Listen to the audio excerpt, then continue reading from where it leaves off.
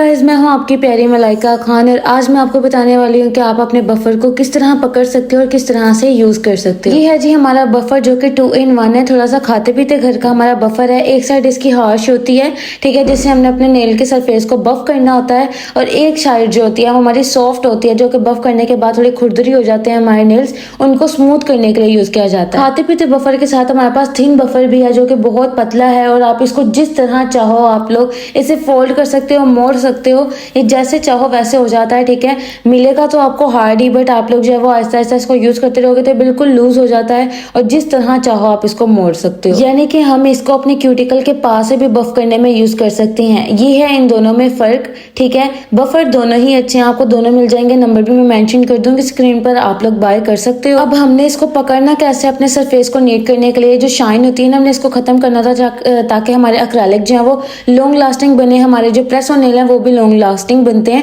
अगर हम अपने बफर से जो है वो नेल के सरफेस को नीट कर लेते हैं। 2 फिंगर्स हमने जो साइड यूज करनी है वहां रखनी है, 2 फिंगर्स बैक साइड पे, एंड थंब बिल्कुल बैक साइड के फिंगर के अपर साइड पर रखना है, टॉप पर, ठीक है। एंड देन जो साइड हमने यूज करनी है उससे हमने अपने नेल को बफ करना है, ठीक है, यानी कि हार्श साइड। सबसे पहले हार्श साइड का यूज होता है, ठीक है, इस तरह से हमने यूज करना है।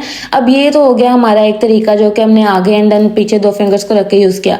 अब जो दूसरा तरीका है हमारा वो है हमारा, हमने अपनी फर्स्ट फिंगर को एंड थंब को ऊपर रखना है, बाकी सारे फिंगर्स को हमने नीचे रखना है, एंड देन हमने नीचे वाली साइड से अपने नेल को जो है वो बफ करना है, जहां पे हमने अपनी लास्ट 3 फिंगर्स रखे ना, उस साइड से हमने अपने बफ को यूज करना होता है। ठीक हो गया, ये है जी हमारे 2 तरीके, और मैं सबसे ज्यादा अपना सेकंड वाला वे जो है वो यूज करती हूँ अपने नेल्स को बफ करने के लिए, क्लाइंट के नेल्स को बफ करने के लिए। इससे हम इजीली अपने नेल्स को बफ कर लेते हैं, ठीक है, पर ड्रिल से इससे भी ज्यादा अच्छे से बफ होता है, क्यूटिकल के पास से बफ होता है। उसका भी वीडियो मैं जल्द से जल्द लेकर आऊंगी आप सब लोगों के लिए, अपने स्टूडेंट्स के लिए, ठीक है। और ये देख सकते हो आप, सारी की सारी जो शाइन है ना वो खत्म हो चुकी है, हमारा नेल जो है वो डिहाइड्रेट हो चुका है और बिल्कुल सरफेस जो है वो नीट हो गया। हमने अपने सारे के सारे नेल्स को बफ कर लेना है। अब हम इसके ऊपर अगर अपना एक्रेलिक लगाते हैं, प्रेस और नेल लगाते हैं, तो वो लॉन्ग लास्टिंग बनेंगे। अगर आप स्टिकर से अपना प्रेस और नेल लगाते हैं ना तो वो थोड़ा सा इरिटेट कर जाता है, क्योंकि स्टिकर में इतनी ग्रिप नहीं होती आपके नेल को पकड़ने की। बट जो बफर से करते हैं, देन हम अपनी अल्फी से या हम अपने